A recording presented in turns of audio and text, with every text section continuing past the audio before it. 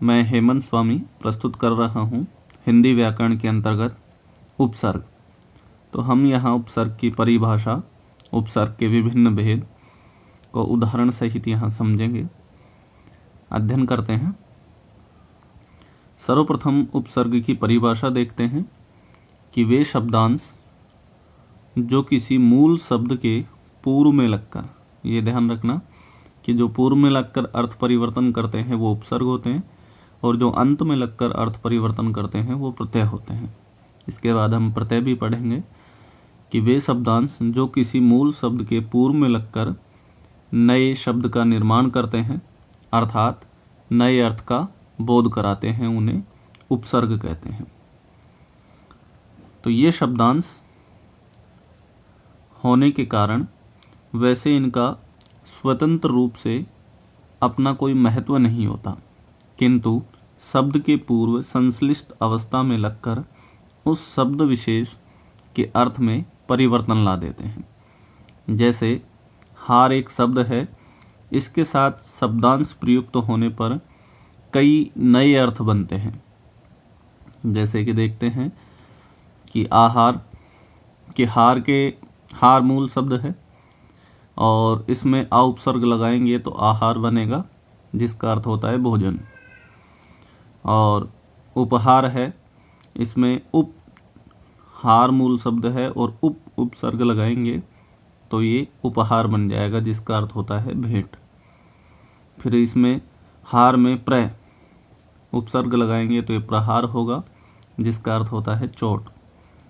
ऐसे ही है विहार, इसमें हार शब्द में वि उपसर्ग लगाएंगे तो ये हो जाएगा विहार, जिसका अर्थ होता है भ्रमण। ऐसे ही हार शब्द में परि उपसर्ग लगाएंगे तो ये हो जाएगा परिहार, जिसका अर्थ होता है त्यागना।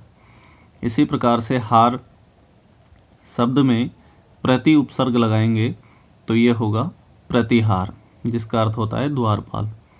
ऐसे ही हार शब्द में सम उपसर्ग लगाएंगे तो ये हो जाएगा संहार। तो मैं जो है वो अनुस्वार में परिवर्तित हो जाएगा। ऐसे ही हार शब्द में उत उपसर्ग लगाएंगे तो ये होएगा उत प्लस हार। तो व्यंजन संधि होने के कारण यहाँ तय द में बदल जाएगा, तो ये हो जाएगा उद्धार, जिसका अर्थ होता है मोक्ष। अतः हार शब्द के साथ प्रयुक्त क्रम से हमने आ, जो मैं बता चुका हूँ, आ प्लस आर, उप प्लस आर, प्र प्लस आर, वी प्लस हार विहार, और परि प्लस आर परिहार, प्रति प्लस आर प्रतिहार, सम प्लस हार संहार, उत प्लस हार उद्धार। ऐसे शब्द हमने जोड़े हैं, तो ये शब्दांश उपसर्ग की श्रेणी में ही आते हैं। तो हिंदी में उपसर्ग 3 प्रकार के होते हैं। एक संस्कृत के उपसर्ग जो 22 होते हैं, और हिंदी के उपसर्ग और विदेशी भाषाओं के उपसर्ग। तो सर्वप्रथम हम संस्कृत के उपसर्गों की चर्चा करेंगे कि संस्कृत के उपसर्ग की संख्या कितनी होती है, 22। ये उपसर्ग हिंदी में भी प्रयुक्त होते हैं, इसलिए इन्हें संस्कृत के उपसर्ग कहा जाता है। तो सबसे पहले हम पढ़ते हैं अति। तो अति का अर्थ होता है अधिक या परे। तो देखते हैं, देखो अतिशय, अति प्लस शय हो जाएगा अतिशय। इसी प्रकार से अतिक्रमण है, तो अति प्लस क्रमण हो जाएगा अतिक्रमण। ऐसे ही अतिवृष्टि है, अति प्लस वृष्टि हो जाएगा अतिवृष्टि अर्थात अत्यधिक वर्षा। और अतिशीघ्र है, अति प्लस शीघ्र हो जाएगा अतिशीघ्र। ऐसे ही यहाँ अत्यंत है, अति प्लस अंत, तो यहाँ यण संधि हो जाएगी, तयादा हो जाएगा और यह हो जाएगा एक ही जगह। यहाँ होगा अति प्लस अंत। तो अति प्लस अंत होने के कारण ये तयादा हो जाएगा और ये हो जाएगा। इस प्रकार से यहाँ अत्यंत हो जाएगा। फिर है अत्युत्तम। ऐसे ही यहाँ होगा अति प्लस उत्तम। उसी प्रकार से जैसे अत्यंत हुआ था, अति प्लस उत्तम, तो यहाँ तयादा हो जाएगा और ये आएगा, ये ऊ मिलेगा तो ये यू हो जाएगा। इस प्रकार से अत्युत्तम हो जाएगा। आगे अत्यावश्यक। इसी प्रकार से यहाँ भी यण संधि ही है। यहाँ भी होगा अति प्लस आवश्यक।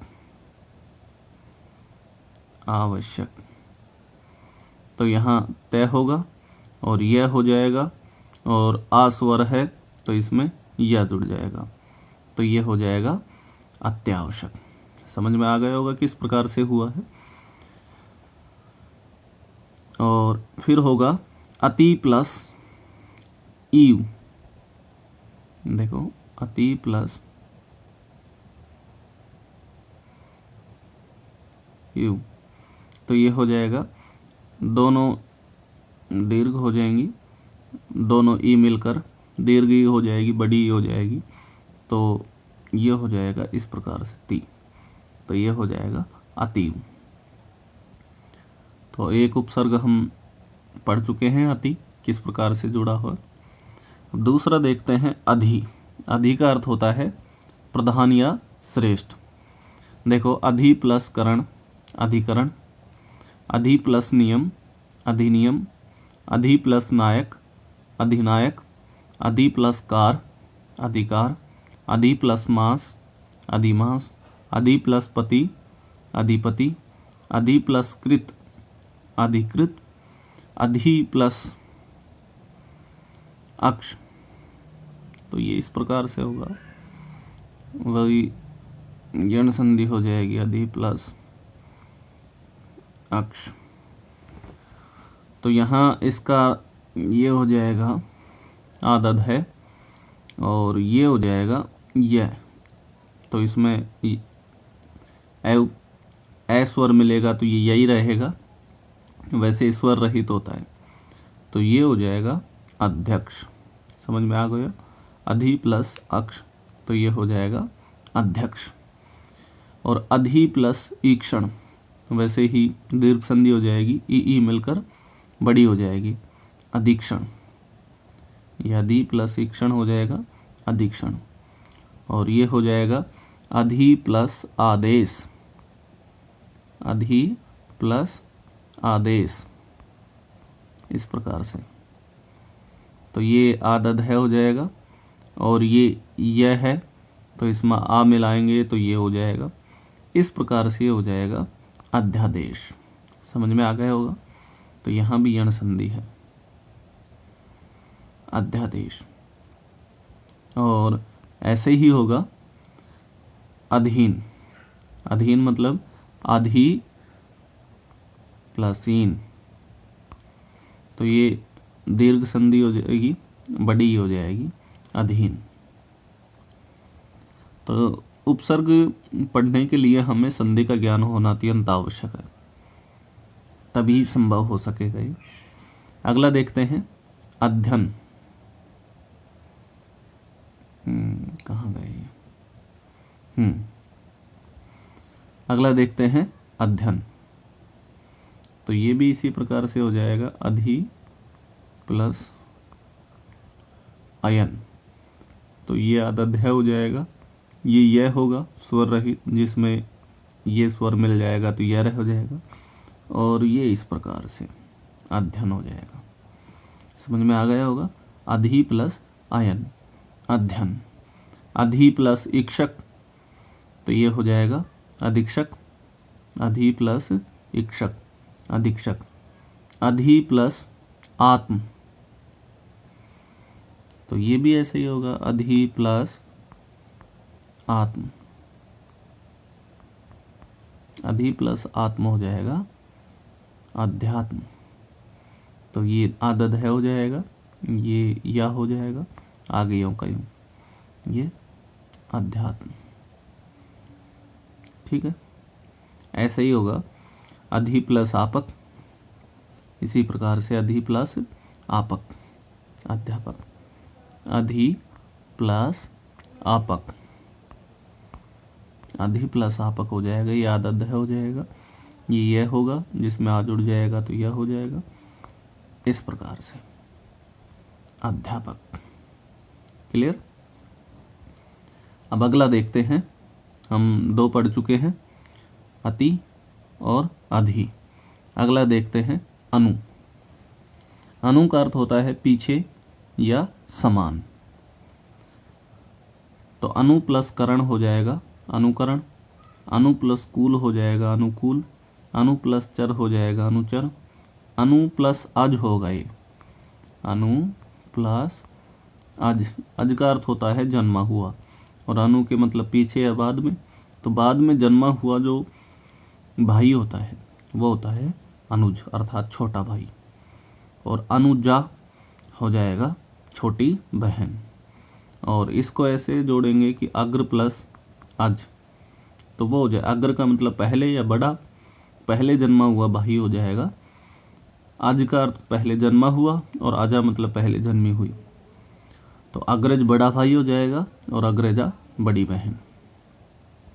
ऐसे ही अनु प्लस शासन अनुशासन, अनु प्लस रूप अनुरूप, अनु प्लस राग अनुराग, अनु प्लस क्रम अनुक्रम, अनु प्लस नाद अनुनाद, अनु प्लस भव अनुभव, अनु प्लस संसा अनुशंसा, और अनु प्लस व्यय अनुव्यय हो जाएगा। ठीक है, ये हो गया है अनु। अब हम बात करते हैं अप की। देखो, अप प्लस कार हो जाएगा अपकार, अप प्लस मान होगा अपमान, अप प्लस यश होगा अपयश, अप प्लस शब्द होगा अपशब्द, अप प्लस कीर्ति अपकीर्ति, अप प्लस राध अपराध, अप प्लस व्यय अपव्यय, अपहरण अप प्लस हरण अपहरण हो जाएगा। अगला देखते हैं। ऐसे ही आपके 2 उदाहरण और हैं कि अप प्लस कर्ष अपकर्ष, और अप प्लस शकुन अपशकुन, और अप प्लस इक्षा अपेक्षा। ठीक है, ऐसे हो जाएगा अप प्लस इक्षा अपेक्षा। तो ये इस पर मात्रा लग जाएगी इस प्रकार से अपेक्षा। अब अगला देखते हैं अभी। अभी के उदाहरण देखते हैं। अभी का अर्थ होता है पास या सामने। अभी प्लस नव अभिनव, अभी प्लस नय अभिनय, अभी प्लस वादन अभिवादन, अभी प्लस मान अभिमान, अभी प्लस भाषण अभिभाषण, अभी प्लस योग अभियोग, अभी प्लस भूत अभिभूत, अभी प्लस भावक अभिभावक। और ये देखते हैं, देखो अभी प्लस उदय अभ्युदय, इसमें उसी प्रकार से यण संधि आ जाएगी। देखो इसका विच्छेद करके बताता हूं। अभी प्लस उदय, तो अभी प्लस उदय, तो यहाँ इसका हो जाएगा अदब है। ठीक है, यहाँ ये आ जाएगा, और ये स्वर है तो ये इसमें यहाँ ये लगा देंगे, आगे इसी प्रकार से लिख देंगे। तो ये हो जाएगा अभ्युदय। समझ में आ गया होगा। भय की जगह आदा, भी की जगह आदा भय हो जाएगा, और ये बदल जाएगा ये में। तो इसमें जो मात्रा लगेगी या स्वर लगेगा यू लग जाएगा, तो ये हो जाएगा अभ्युदय। ऐसे ही होगा अभी प्लस शेख अभिषेक, अभी प्लस अर्थी। इसका भी देखते हैं कि अभी प्लस अर्थी। अर्थी का अर्थ होता है ग्रहण करने वाला। ठीक है, तो यहाँ इसका अदब है हो जाएगा, और यहाँ यह होगा, जिसमें यह जुड़ने से पूरा यह हो जाएगा। यह स्वर रहित होता है, इसमें ए स्वर जोड़ देंगे पूरा हो जाएगा, और ये हो जाएगा। तो यहाँ ए जुड़ा हुआ रहेगा, अभ्यर्थी। अर्थी का अर्थ होता है ग्रहण करने वाला, इसी से विद्यार्थी बना है, विद्या प्लस अर्थी। और एक ये अर्थी होता है, ये होता है सैया, ये ध्यान रखना। और इसका जो अर्थ होता है वो होता है ग्रहण करने वाला। विद्या को ग्रहण करने वाला विद्यार्थी, और अभ्यर्थी मतलब जो सामने ग्रहण कर रहा हो, ठीक है, वो होता है अभ्यर्थी। ऐसे ही हो जाएगा अभी प्लस इष्ट अभीष्ट, ठीक है। यहाँ भी दीर्घ संधि हो जाएगी, अभी प्लस इष्ट अभीष्ट, अभी प्लस अंतर। यहाँ भी ऐसे ही होगा कि अभी प्लस अंतर, तो यहाँ आधा भय हो जाएगा, यहाँ यह हो जाएगा जिसमें पूरा बन जाएगा ए मिलने से, बाकी ये ऐसे कैसे रहेगा, अभ्यंतर हो जाएगा, ठीक है। ऐसे ही अभी प्लस इप्सा, तो यहाँ दोनों ई मिलकर बड़ी ई हो जाएगी अभीप्सा, और अभी प्लस आश, ये होगा इस प्रकार से अभी प्लस आस, इस प्रकार से।